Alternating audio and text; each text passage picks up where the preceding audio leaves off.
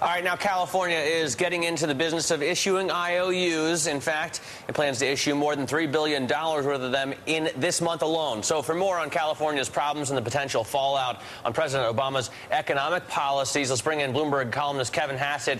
He's just written a commentary entitled California's Nightmare Will Kill Obamanomics. Kevin, why don't you tell us how you make the connection here between what the president's trying to do in Washington and what California, what they've failed to do on the West Coast. Sure. In fact, it's the perfect segue from the previous story, because what we're counting on right now at the federal level is everybody's willingness to come to these Treasury auctions and buy U.S. Treasury bonds, even though the U.S. deficit is skyrocketing and in present value we're short something like $70–80 trillion.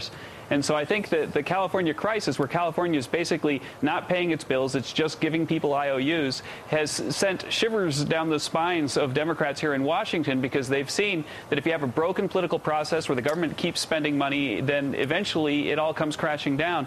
I think that we might start to see, bid-to-cover ratios that aren't as nice as the one that we saw today, as people get more antsy about what's going on at the federal level. And I think that what that's going to do, one last point, what that's going to do is it's going to make it really, really hard to pass something like the health plan, which, conservatively, I think is going to cost another $1 trillion over the next 10 years. Right, but you've also got American businesses, Kevin, as you know, complaining their #1 cost problem, competitiveness problem is health care. I mean, shouldn't the president kind of get some credit for trying to get their hands around this? I mean, this is obviously very troublesome to many businesses out there.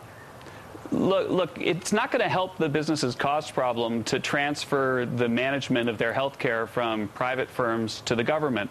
In Europe, sure, the government provides health care, but the businesses and workers have to pay a tax to pay for that health care, just as in the U.S. people pay for their health care directly. So putting a middleman between consumers and health care isn't going to increase our competitiveness. How do you know? Because we haven't done that before. How do you know?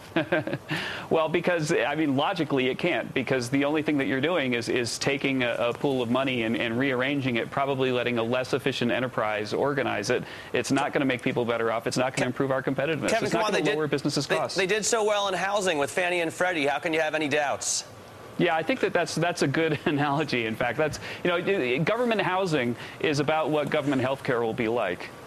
Are you concerned, actually, in that case, about the quality of the health care? This is a question I've been asking a lot of people who come on from the administration, and they don't really seem to, well, they say the quality is going to improve, but somehow you're going to cut costs and boost quality. Doesn't make a lot of sense.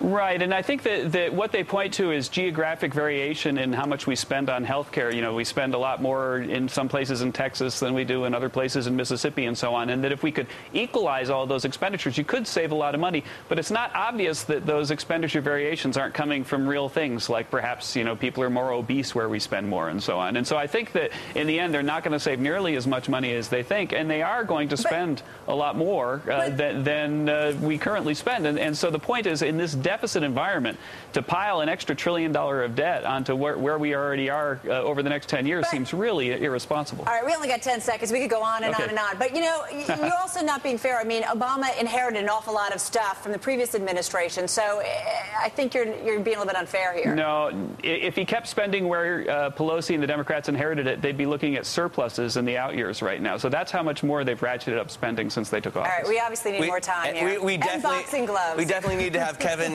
on again, and certainly when Carol is here as well. Kevin, thanks very much.